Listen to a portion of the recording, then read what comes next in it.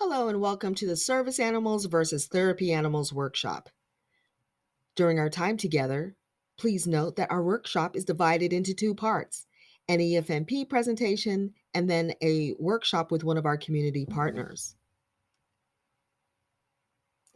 The Federal Government and MCCS agencies follow guidelines provided in the Rehabilitation Act of 1973, Section 504. We've provided a link for you.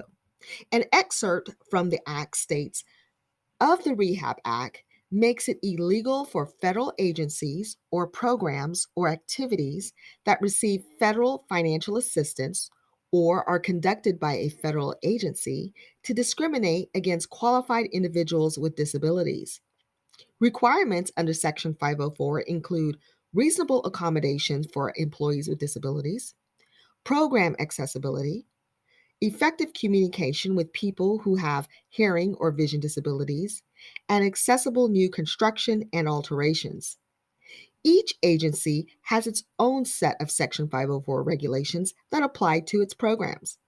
For example, through Section 504 and the ADA, the U.S. Department of Health and Human Services works to make sure that a doctor's office, clinics, and medical equipment are accessible to people with disabilities. Another federal agency, the U.S. Department of Education, makes sure that students with disabilities get the kinds of educational services they need to succeed in school. An award winning documentary film, The Power of 504, documents the events that led to the signing of Section 504 into law. Now, what is a service animal? Well, a service animal is defined as a dog or a miniature horse that has been individually trained to do work or perform tasks for an individual with a disability. The task performed by the dog or miniature horse must be related to the person's disability. Now, what is a therapy animal? Well, a therapy animal, also referred to as a comfort animal or emotional support animal, is a term used to describe an animal that provides comfort just by being with a person. The animal has not been trained to complete a specific task or job. It's very important to understand your installation's regulations.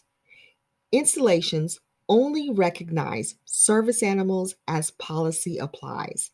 Comfort animals do not warrant the same treatment. Service animal policy and regulation as it pertains to recreational programs can be found in Marine Corps Order 1700.39. Marine Corps Order 11,000.22 addresses the Marine Corps Bachelor and Family Housing Policy as it applies to service animals.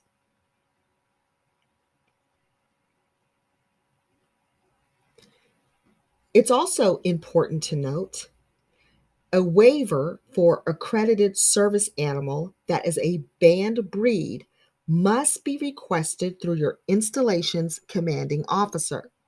Some of the banned breeds are pit bull terriers, any variation of, Rottweilers, wolf hybrids, or any canine breed with dominant traits of aggression. We all PCS.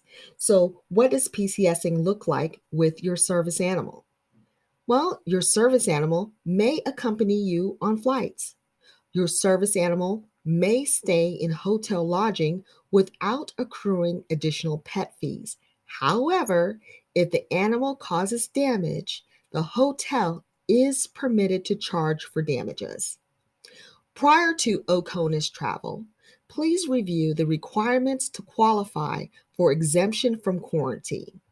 And also check specifications with all airline and lodging locations prior to your departure. And here are some things to remember. Service animals must be harnessed, leashed, or tethered unless these devices interfere with the service animal's work or the individual's disability prevents him or her from using these devices. Activities may only ask two questions.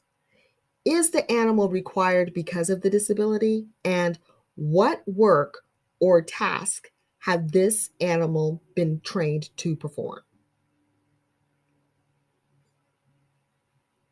If you have questions or if you want like more information, please contact us at 619-524-8031 or email us via ombfamilycaresd at usmc-mccs.org.